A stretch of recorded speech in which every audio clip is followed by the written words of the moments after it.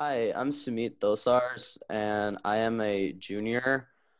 I am on the pre-med track right now, and I am studying molecular and cellular biology with a minor in psychology. Dana Meyerson. I'm a fifth year senior, so taking a victory lap.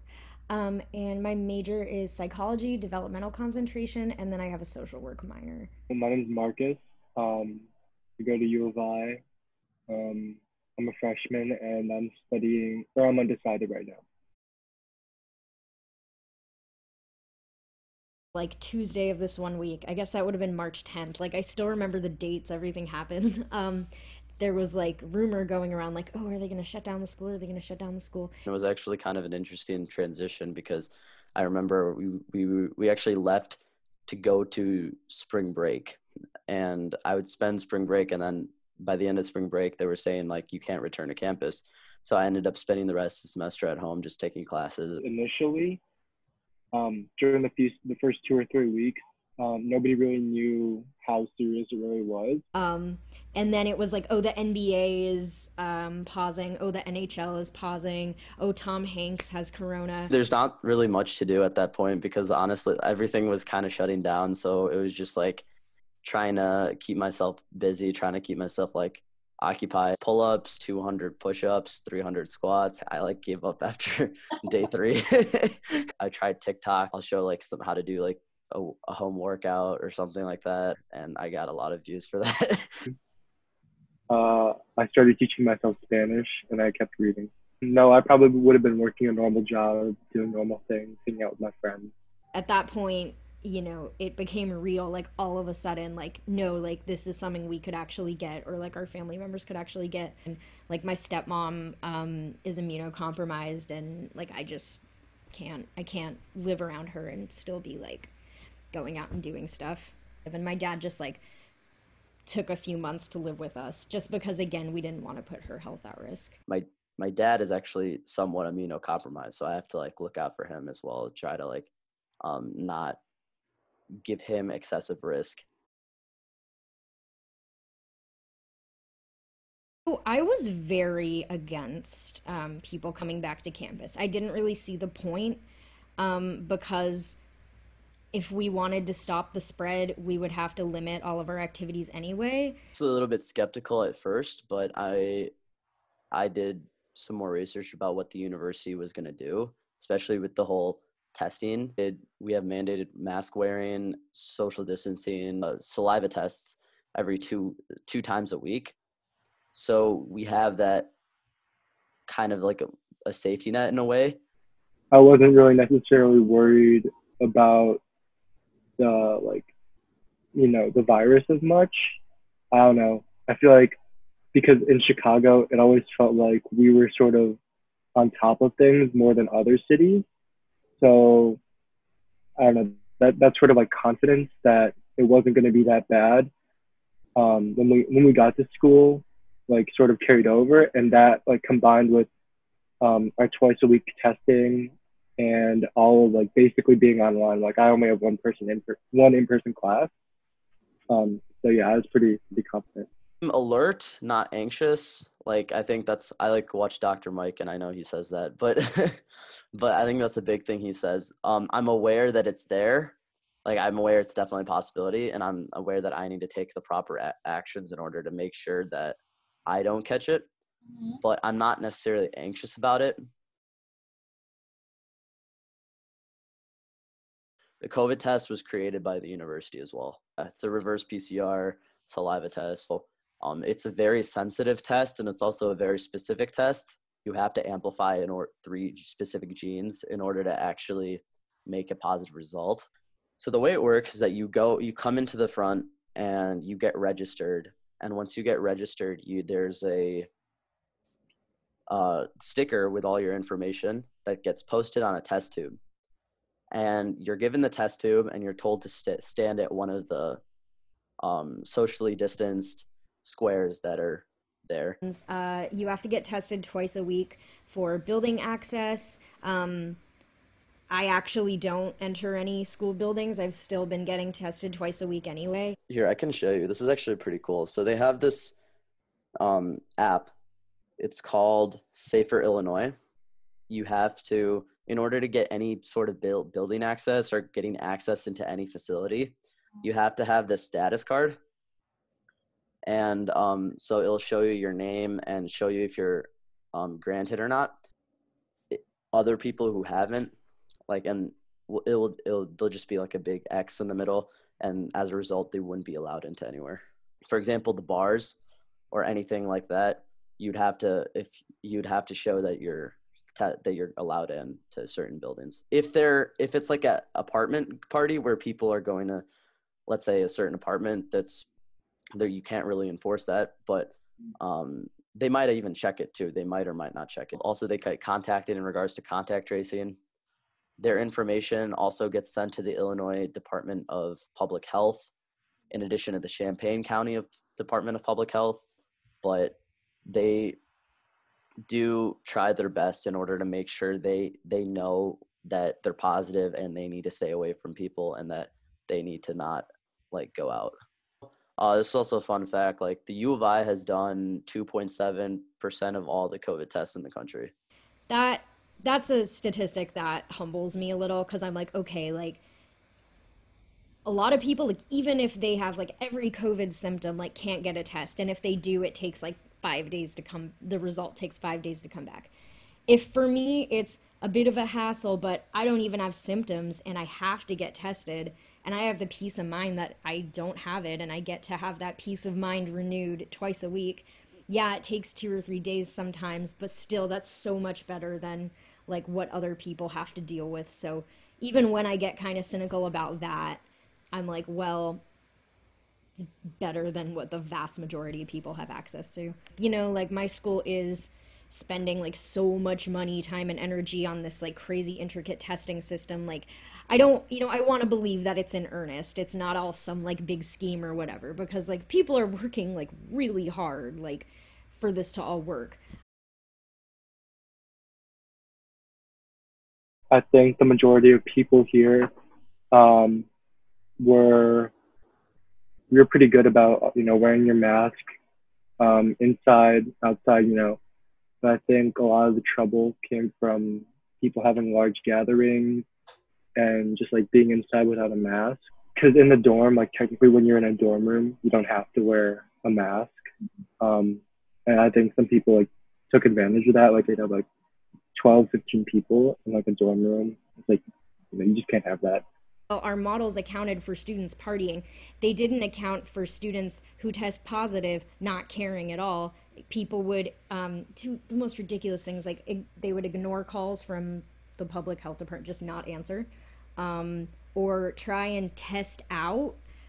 Basically, the moment they get their positive results, immediately go to a testing center and try and see if it's different. And that, oh, well, maybe if I get a negative test, like it's fine. Definitely think that people didn't take this whole process very seriously, or even the whole pandemic and the whole situation within the university very seriously. I've definitely noticed, like even walking down Green Street Friday night, like you could see people bustling into apartments trying to go to parties and stuff like that. And there are students that go on campus for like, and they still want to like have that college experience, so they still ignore the whatever the social distancing protocols, and they still do it anyway. And there's been a lot of issues with people like their results being lost or contaminated or whatever, and then they like can't go to class. I've seen people have videos of like, look, there's no one at this entrance, I can just walk in and go to class and no one has looked in my app. So it hasn't been perfect by any means. But I'd say now that I'm on campus, I definitely see it, that a lot of people are going out and ignoring that social distancing and everything. About a week ago, cases started spiking. Like I saw this one TikTok of like this girl who literally, she gets tested and then she turns out she's positive, and she finds out in front of all her friends that she's positive. She looked shocked. That's like the big thing. It looked like she was just like completely shocked. But like then again, like if you're in front of your friends when you find out you're positive, like that's probably not a good sign. You shouldn't have even been there in the first place. Oh, like I have corona? What? I feel fine. Yeah, no big deal. Tell all their friends and family corona's no big deal. Be really extra about letting everyone know that they're having a party and they're having fun, and like it's torture. Like I said, I'm a party person. Like I'm by no means like a square. Like I love hosting parties. I love going to bars and having a good time, and like it's frustrating that like I'm having to sacrifice that for the greater good, and some people just get to do that anyway. My roommate got it, so it was definite exposure. Luckily, no one else in the apartment got it. We were like pretty careful once that happened. No one at that party cares. I can guarantee that anyone going to a party where no one's wearing masks and indoors, they don't care if she has corona. They don't even care if she's still infectious. And another thing I don't really understand about it is that like basically like I don't know, just like the people who tested positive here are just like they're not doing like things that aren't smart. Like they're like sneaking out at night. Like so we have quarantine floors in the basement. Like people were sneaking out. Like people were going down there.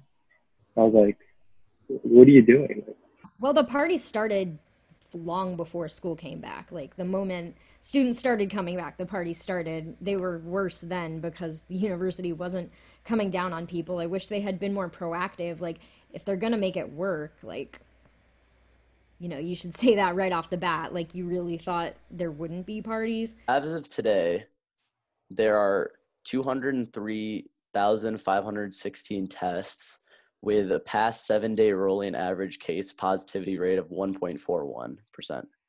For September 2nd, it's 120 new cases. For September 1st, it's 199. For August 31st, 230. The way I see it right now is that if things don't get better, the campus will shut down. The administration sent out this email. So the chancellor sent out an email. This was 2 days ago, September 2nd. Okay. And he was saying over these past few days, the irresponsible actions of a few number of students have created a real very possibility of ending an in-person semester for all of us. Their poor choices have led to concerning and rapid increases in the number of new undergraduate COVID-19 positive cases. We know that the majority of you are reading the message or following the university's COVID-19 guidance. We are grateful to all who have worked so hard to help doing your part. Well, there were over 100 related partying calls this past weekend. Over the weekend, they had received 11 complaints about large gatherings inside fraternities and private houses. This is quoting the chancellor himself. Students who do not comply with campus COVID-19 rules or who fail to follow any instructions from the Urbana-Champaign Public Health District will face immediate suspension. So they're trying to take a very hard line, very strict approach to this. This past weekend, there was a fraternity, I'm not going to say who, but there was a fraternity that had a party, and they're right now kicked out of campus because of what happened. Now it's like you're supposed to be staying at home unless you have like a valid reason to leave. The school should take some degree of responsibility for not implementing those restrictions right off the bat. I don't understand that choice to assume that the students wouldn't do this. So this was all very predictable to me. Like we're a party school. We're known to be a party school. I expected it. Disappointed, yes, but like I expected that. Such a stigma against having COVID. Like everyone's so scared of you for no reason. Like no one our age dies. Like they really can't see beyond like just themselves and their other young friends. Those types of people ruin it for other people who are actually following the rules. it felt sort of unfair almost because like for me, like I'd been following all the directives and everything, but I still had like all this stuff taken away from me. And it's just because like some people couldn't follow like simple instructions. It was like, and like we'd hang out all the time. Like we'd watch TV together. We'd do homework, and we'd like eat meals and everything together. But because of the restrictions, they had to close all the lounges, and so now we can't hang out. they risk shutting down the whole campus for all of us. Keep the restrictions in place for a while, but come down on students with impunity. Like no excuses at this point. An email itself is not going to really do that much. It's going to have to be specific, like, consequences that go on in order to actually enforce that. I thought I would come to campus some moral crusader about, just telling off everyone who isn't being safe, but like that's not so easy. And it isn't always effective. I think the miseducation is so like deep rooted. I do feel like the behavior of young people it mirrors the older people in their life. So, you might see the kid partying and say, "Oh gosh, young people are, spreading corona," but I guarantee you that person's like parents, grandparents, family, their community, those older adults are probably telling them it's no big deal too.